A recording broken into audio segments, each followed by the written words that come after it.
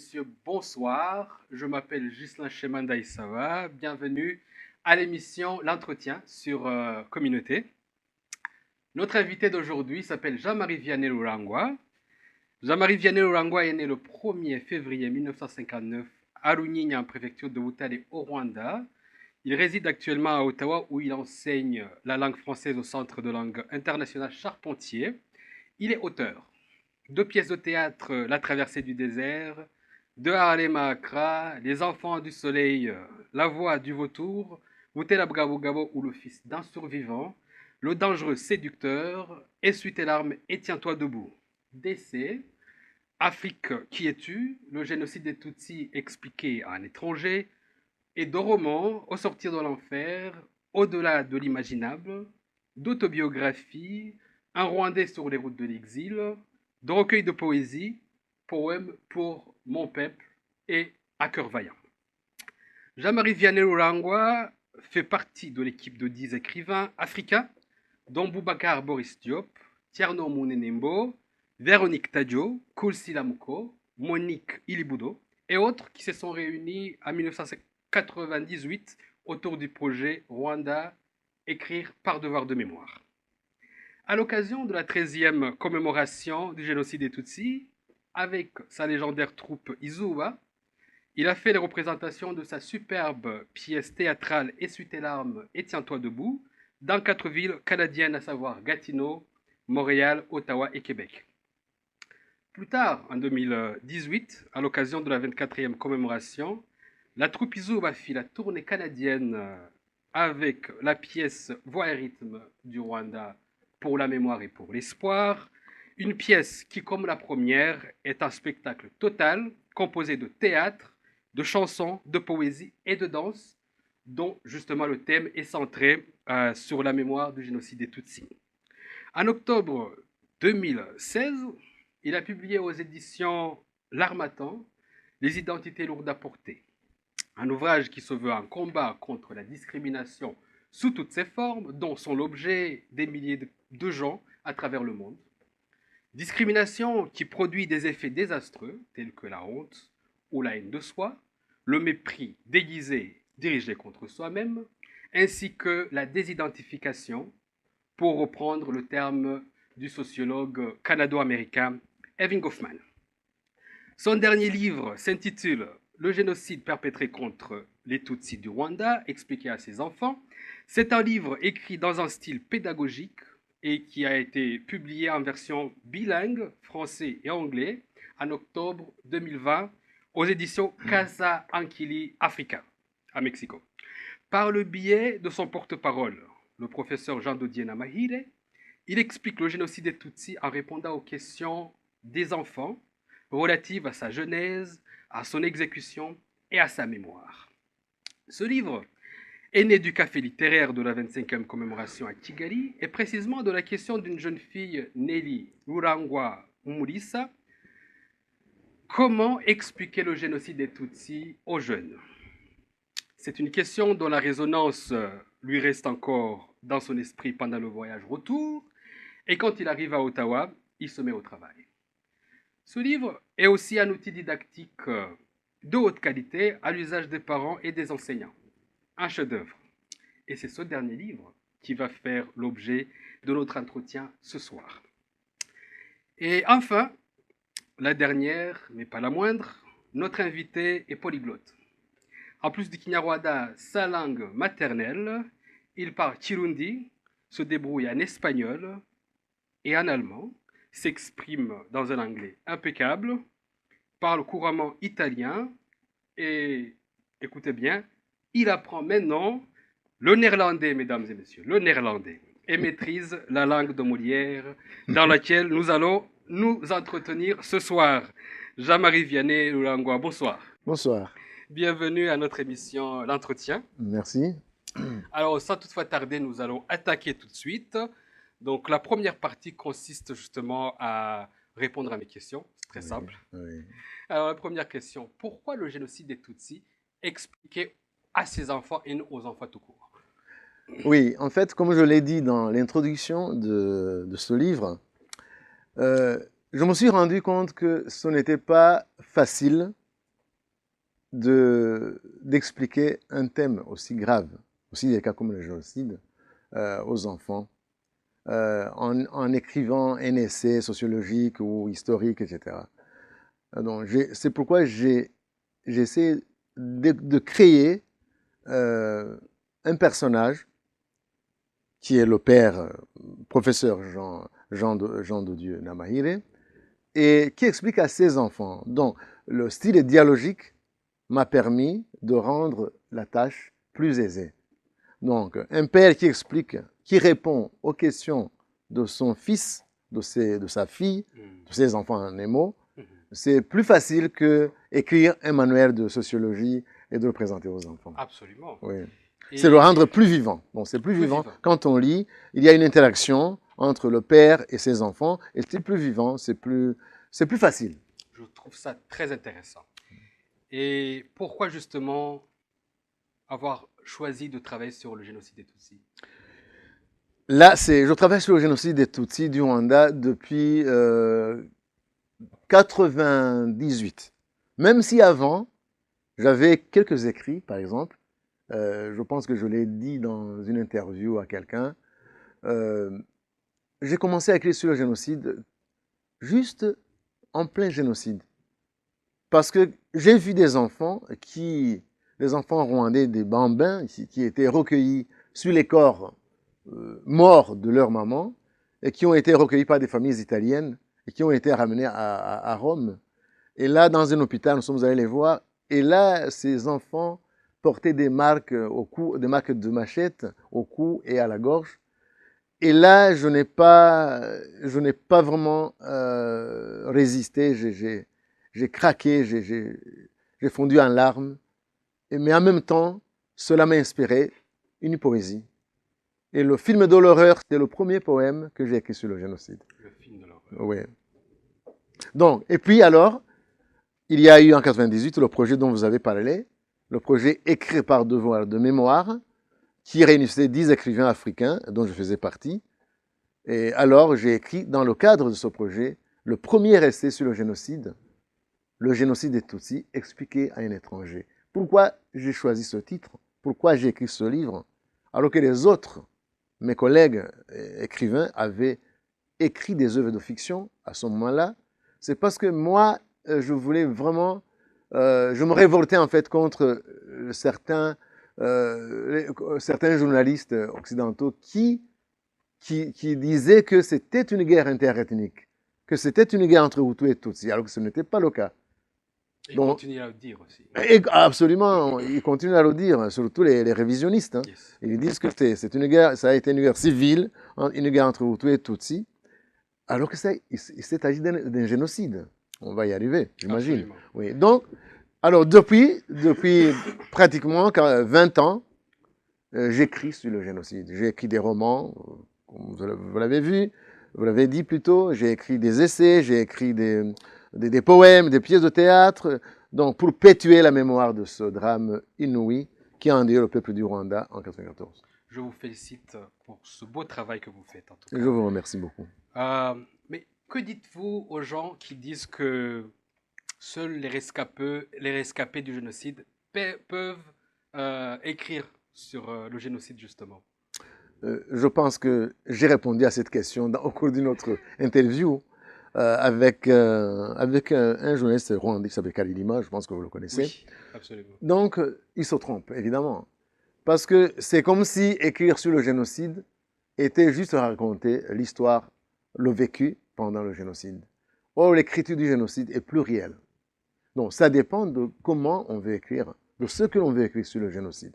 Un rescapé, il peut écrire son histoire, son témoignage. Ça, c'est la littérature testimoniale.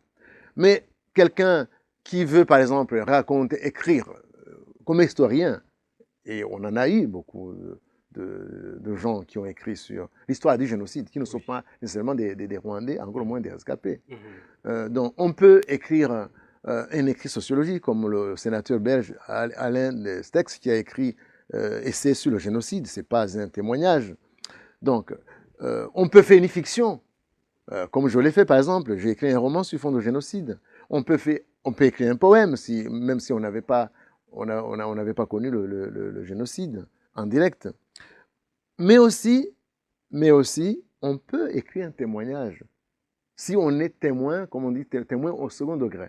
Si ma mère, par exemple, est rescapée, mais qu'elle ne sait pas écrire, et qu'elle me demande d'écrire ce qu'elle a vécu, moi, je n'étais pas là, j'étais en Europe, par exemple, mais ma mère est survivante, elle peut me raconter son histoire, et moi, je peux l'écrire.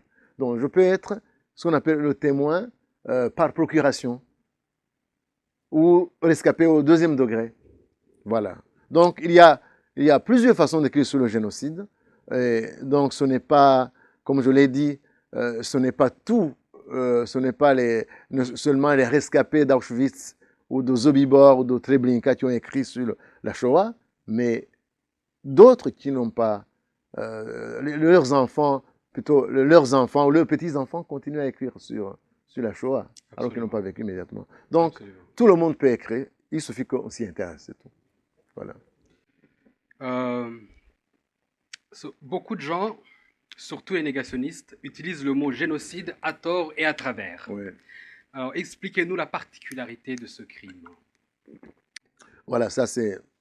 Il y a des amalgames, hein, il y a des amalgames. Surtout en ce moment, il y a beaucoup de courants négationnistes et révisionnistes.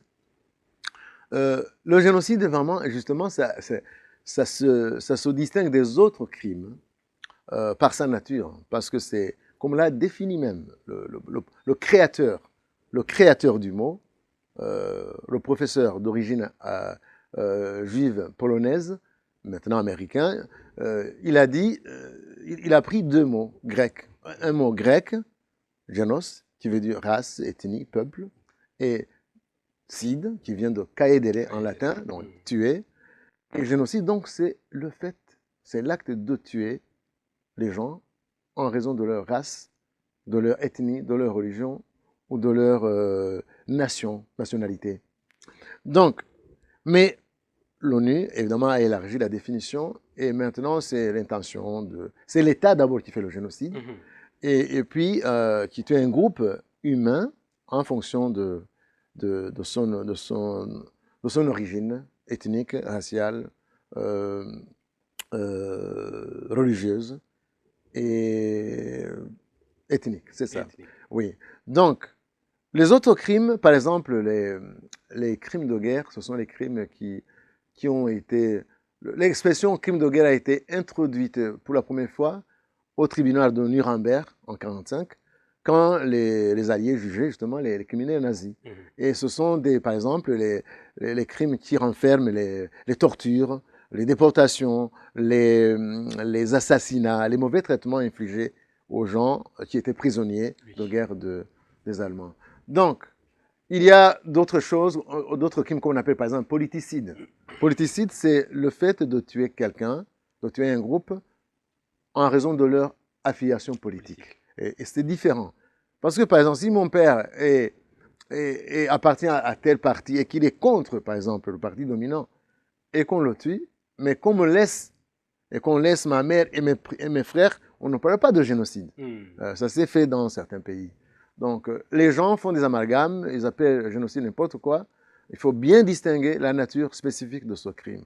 Oui. Ouais. C'est d'ailleurs un crime qui a des phases. Oui, qui a des phases, et je pense que j'en parle dans mon livre, sont des phases à distinguer le grand vraiment, le professeur Gregory Stanton.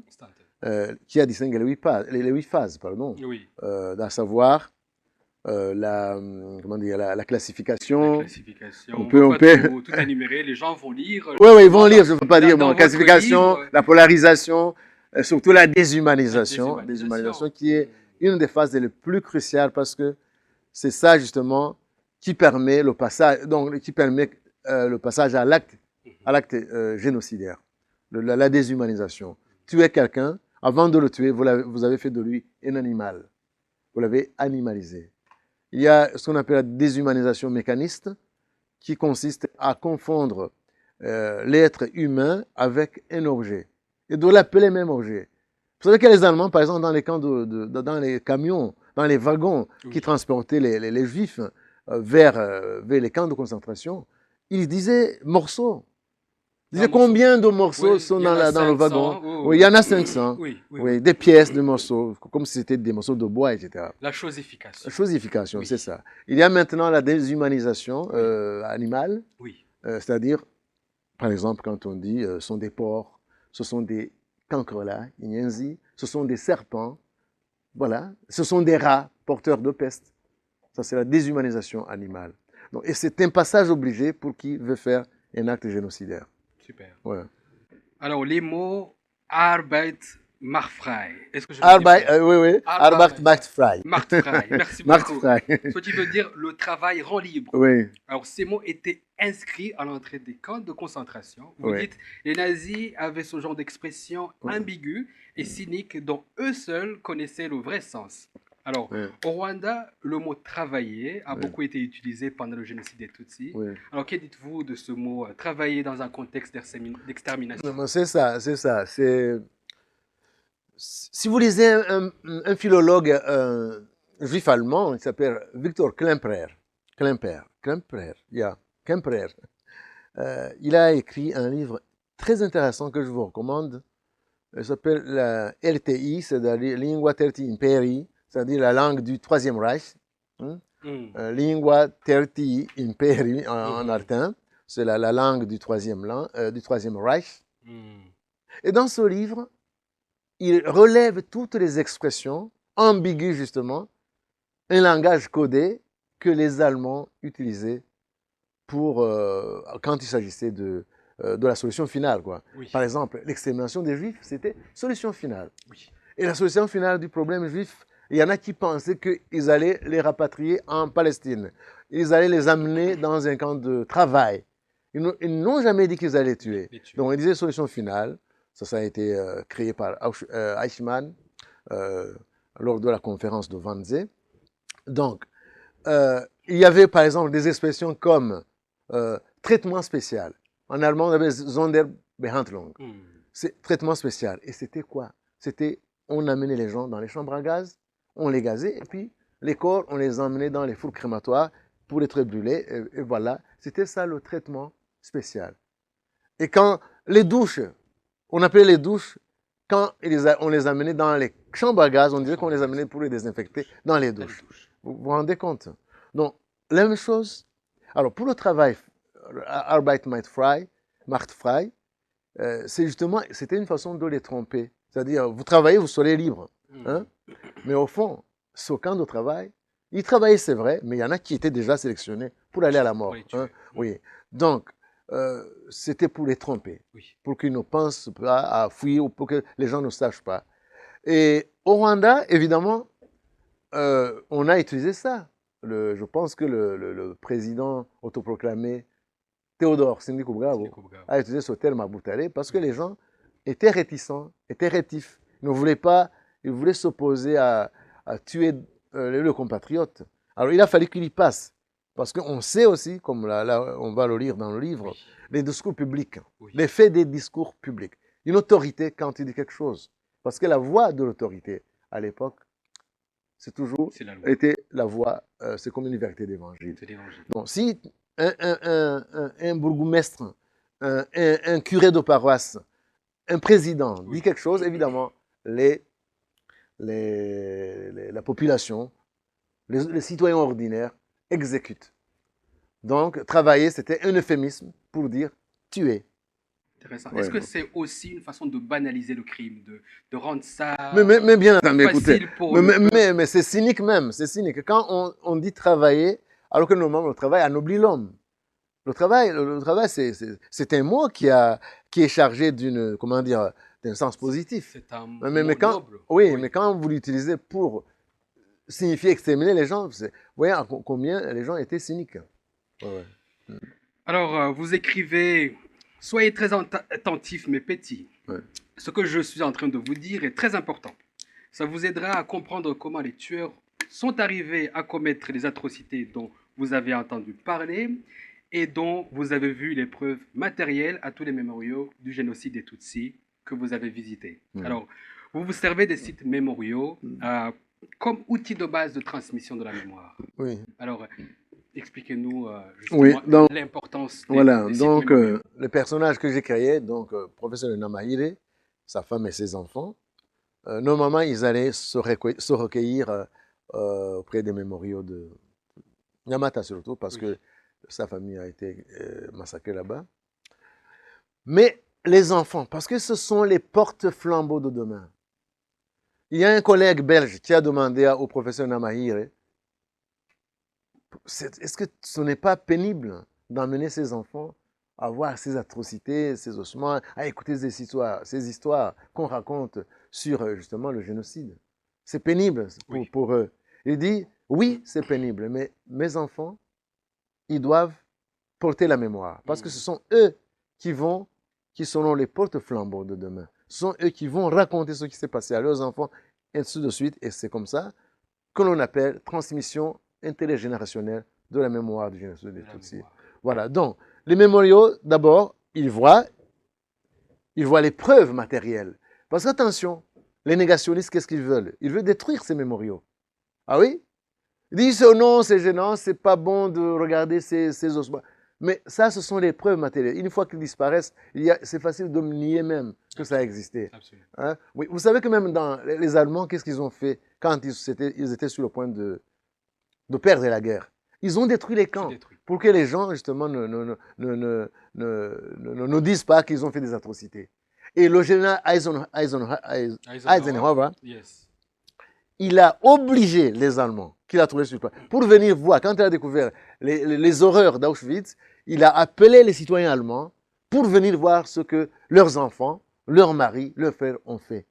Donc, si on fait disparaître les preuves matérielles du génocide, ça c'est aussi le début du négationnisme. Oui, c'est très dangereux. Donc, Namahire, lui, il amène ses enfants à ces mémoriaux pour qu'ils apprivoisent cette mémoire. Elle est douloureuse à porter, c'est clair, c'est difficile, c'est pénible. Mais il faut que ces enfants apprivoisent l'horreur. Il faut qu'ils apprivoisent cette malheur, il faut qu'ils apprivoisent cette mémoire douloureuse, parce que ce sont eux qui vont la transmettre à leurs enfants, ainsi de suite.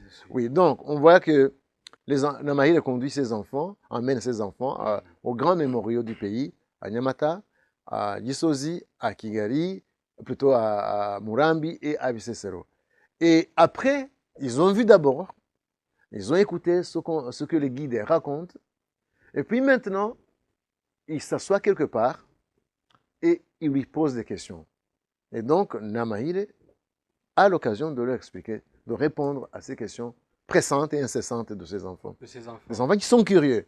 Ce qui est intéressant, c'est que les enfants de Namahire sont curieux. Exactement très intelligents aussi. Oui, très intelligents. Surtout oui. Yannick. Ah oui, Yannick, il a tout, il a tout appris, il a tout lu. Donc, il y a des enfants comme ça, attention. Oui. C'est l'assistant de son père. Oui, c'est ça, exact. Et ces enfants, justement, ils représentent tous les jeunes du Rwanda qui m'ont posé la question, comment expliquer?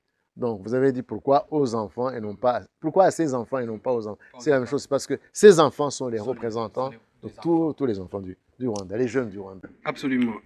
Alors, justement, que dites-vous du projet de construire un mémorial du génocide des Tutsis ici, à Ottawa, les régions de la capitale nationale?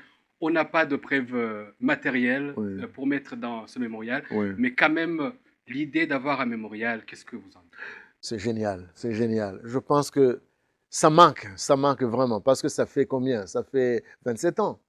Ça fait 27 ans. Vous voyez, il y a tout près du musée canadien de la guerre, là où nous avons joué pour la première fois en 2004, et suite et larmes, il y a à côté le musée, plutôt le monument, le mémorial du génocide des Juifs, de la Shoah. Oui, donc, comme justement, jusqu'à présent, au moins, l'ONU a reconnu le génocide des Tutsis au même titre que la Shoah, il faut aussi un mémorial ici. Il faut un mémorial à Montréal, dans toutes les grandes villes, aux États-Unis, en Europe. C'est comme nous, les écrivains de la mémoire, nous, les gardiens de la mémoire, nous voulons ça.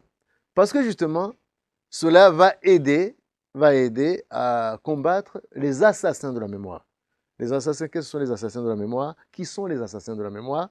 Ce sont ces gens, justement, qui ne veulent pas qu'on parle. Les négationnistes, et même les visionnistes, oui. Et ces mémoriaux vont les gêner. Mais pourquoi ils doivent être gênés? Alors que justement, ils n'ont pas été gênés par ce qui s'est passé. Non, le mémorial, c'est aussi une prévention. C'est ça en fait le bien fondé du mémorial, l'objectif premier. Ça rappelle ce qui s'est passé, mais c'est une mise en garde. Il faut que les gens se souviennent. Hein? Il faut que les gens se souviennent de ce qui s'est passé pour que ça ne se répète plus. Parce que c'est affreux, c'est tellement affreux. Alors, il faut que les gens aient en horreur ces atrocités du passé pour que à l'avenir, ils ne les commettent plus. Et là, j'ai toujours un auteur que j'aime beaucoup, que je cite dans le livre, le philosophe Jaspers, Karl Theodor Jaspers, allemand, qui dit... vous parlez de Karl Jaspers? Jaspers, Karl Jaspers. Il dit, il faut toujours rappeler, il faut toujours se rappeler, oublier est une faute. Oui. Ce qui s'est passé peut se répéter à chaque instant. Donc, il faut faire attention. Là, je ne cite pas textuellement, juste je paraphrase. Il dit, seule la connaissance de ce qui est passé peut l'empêcher de se reproduire. Oui. Parce que comme dit l'autre, Santayana, il dit, si on oublie le passé, on risque de le répéter. Donc, c'est la mémoire, ces mémoriaux, ces écrits, c'est tout ça. C'est pour que justement la mémoire du génocide soit perpétuée. Super. Alors, on passe à la section suivante. Oui. Alors, à la page 112, le professeur Namahil dit: un autre aspect important, mes enfants, qu'il convient d'aborder dans ce mécanisme génocidaire et que Jacques Semelin a relevé en étudiant le passage à l'acte est le phénomène que le psychologue social américain Stanley Milgram appelle soumission à l'autorité. Oui. Selon Milgram, l'individu soumis à une autorité hiérarchique vit dans une situation appelée état agentique. C'est dire que l'individu exécute sans raison les ordres qu'il reçoit de ses chefs. Il se comporte comme un simple agent qui ne fait que suivre les ordres du chef. La participation massive des Hutus au génocide des Tutsis ne fait que rendre compte de cette obéissance, justement. Mais après, à la fin, vous dites, mais c'est pas pour autant qu'ils sont innocents. Alors, justement, expliquez-nous cette contradiction. Oui, c'est ça. C'est-à-dire que le fait qu'on suit un ordre, parce qu'on a sa conscience. C'est le fait que le chef vous a dit de tuer quelqu'un ne vous lave pas de ce crime. Oui. Donc, il y a toujours la responsabilité de chacun, même si, effectivement, dans une hiérarchie, on vit ce que Milgram appelle état agentique, que l'individu exécute les ordres de son supérieur. Oui. Mais cela n'a pas empêché que, par exemple, justement, au niveau juridique, les gens qui ont commis des forfaits, parce que dictés par leur chef, soient traduits. Peut-être la faute n'est pas égale, n'est pas la même, ou la peine, mais ils sont punis parce qu'ils sont responsables de ce qu'ils ont fait, même en suivant les ordres du supérieur. Justement, dans les gachacha chez nous, la ligne de défense de plusieurs génocidaires, c'était on était obligé. On était obligé, on aurait été tué si on n'avait pas. Oui, parce qu'il y avait la peur d'être tué. Si on ne tue pas, on sera tué. Mais c'est pas une raison. C'est pas une raison. Non. Ça ne vous lave pas de ce crime. Parce qu'il y a eu des justes qui ont. Exactement. Il y a des gens qui ont dit non. Il y a eu des gens qui ont refusé. Absolument. Alors justement, nous passons aussi à la partie suivante de questions personnelles. Jean-Marie Vianney Lolangwa, parlez-nous des 3 de vos auteurs préférés. Oh mon Dieu, je n'en ai pas, j'ai des milliers. Vous allez en choisir 3. Et on va pas... Alors, bon, c'est une question qui m'embarrasse parce que je lis beaucoup depuis toujours. J'ai beaucoup d'auteurs que j'aime dans tous les pays. Mais on peut dire, par exemple, comme j'ai fait la littérature française, je peux te dire, est-ce que je peux dire que je n'aime pas Molière ou je préfère qui à qui? Bon, j'aime Voltaire, par exemple. J'aime Voltaire pour les romans, les essais. J'aime évidemment Molière et pour la comédie. J'aime Racine et Corneille pour la tragédie. Bon, En Afrique, par exemple, j'aime les auteurs comme Ferdinand Oyono. Quand vous lisez Le Vieux Nègre et la Médaille, ce sont des romans engagés qui se dressaient contre la colonisation, mais qui sont écrits d'une manière très agréable, et donc avec beaucoup d'humour et d'ironie. Le Vieux Nègre et la Médaille, Une vie de boy. J'aime Abdoulaye Sadji du Sénégal. J'aime beaucoup. Merci beaucoup, Jean-Marie Vianney Urangwa. Oui. C'est très intéressant tout ça. Alors, l'autre question, parlez-nous de votre amour pour le théâtre. Vous êtes dramaturge. Oui. D'où vous vient votre amour pour le théâtre? Et à la fin, expliquez-nous justement, parlez-nous de la troupe ISO à votre troupe Oui. au Canada. Oui, c'est ça. En fait, j'ai cet amour du théâtre depuis que je suis à l'école primaire, parce que je me rappelle quand, à la fin de l'année scolaire, euh, les instituteurs demandaient à certains élèves qui avaient une bonne mémoire pour retenir des poèmes ou des fables et les dramatiser et les mimer devant les autres. Donc, et je faisais ça. Et je me souviens qu'à la fin de mes études primaires, j'ai joué l'avare de Molière, une scène de l'avare déjà. Et cet amour-là, donc, et je pense que c'est ça qui m'a poussé même à devenir dramaturge, parce que j'ai aimé ça, j'aime l'interaction sur scène. Et donc, voilà, et plus tard, quand j'ai fini mes études universitaires, quand je suis allé enseigner au lycée, j'ai fondé des troupes avec mes élèves, et j'ai joué avec mes élèves. Et puis, alors, avec les années 90, j'ai créé la troupe Izoa à Bujumbura, évidemment.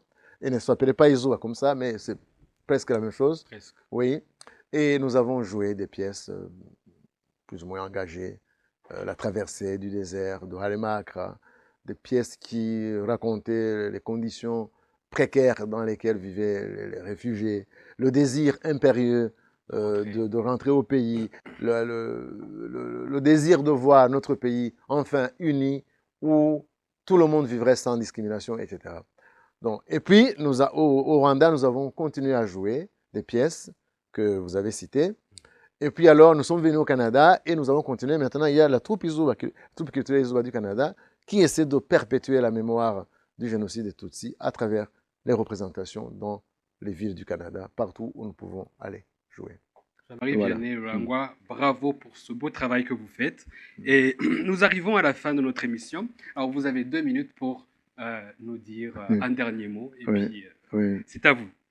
Bon, alors évidemment, ce que je pourrais dire en 2 minutes plutôt, c'est d'inviter les gens à lire ce livre. Non seulement les jeunes ou les parents ou enseignants, mais d'autres gens, parce que c'est un livre je l'ai écrit pour ça, pour que justement les jeunes le lisent. Il faut que les parents achètent ce livre pour leurs enfants. Absolument. Et puis, un autre mot, c'est un mot de remerciement plutôt. Je remercie évidemment mon éditeur qui a publié ce texte. Je remercie des gens qui m'aident à le faire parvenir aux gens qui l'ont commandé. Je pense ici, par exemple, à Dorima Natassia Mieto de Belgique, qui les distribue aux gens de Belgique, d'Europe. Je pense à Madame Marie-Ange Kigeme, une ancienne élève au lycée d'Ortovo, Burundi, qui m'aide à vendre ses livres en Europe. Et je pense à Ruzigana Innocent et à Marc Naganda qui sont au Rwanda et qui m'aident à le faire arriver aux gens qui le commandent.